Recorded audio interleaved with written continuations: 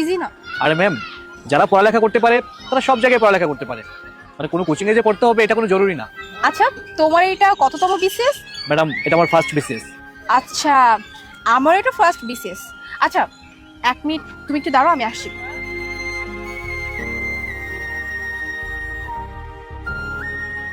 এই নাও, এখানে কিছু নোটস আছে। এই নোটসগুলো তুমি রাখো, তোমার অনেক হেল্প হবে।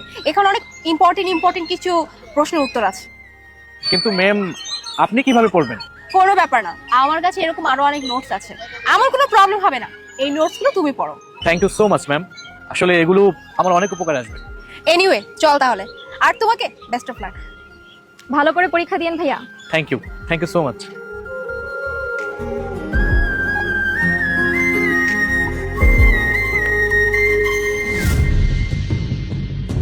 আরে তুমি?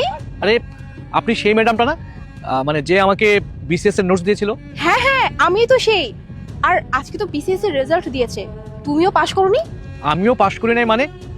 ম্যাডাম, আপনি কি পাশ করেন নাই? না, আমি পাশ করতে পারি নাই। সরি ম্যাম, আপনার কথা শুনে খুবই খারাপ লাগলো, কিন্তু আমি পাশ করেছি। কি বললে? তুমি পাশ করেছো? আমিও তো পাশ করেছি। কি ম্যাম, আপনি পাশ করেছেন? তাহলে আমার সাথে মিথ্যা কথা কেন বললেন? আমি জানতাম না যে তুমি পাশ করেছো। আমি ভেবেছিলাম যে আমি যদি তোমাকে বলে দেই যে আমি পাশ করেছি, তাহলে হয়তো তুমি মন খারাপ করবে।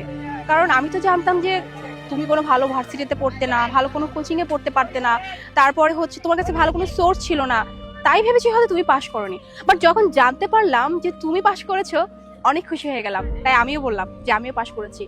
তবে কি জানো, আজকে আমার চিন্তাধারা চেঞ্জ হয়ে গেছে। মানে আমি আগে ভাবতাম যে পড়াশোনা করতে হলে অবশ্যই ভালো ইউনিভার্সিটি হতে হবে, ভালো কোচিং এ পড়তে হবে, ভালো সোর্স থাকতে হবে, কিন্তু না, আমি টোটালি ভুল ছিলাম। পড়াশক্তি করার জন্য ইচ্ছা শক্তি থাকাটাই অনেক ইম্পর্টেন্ট।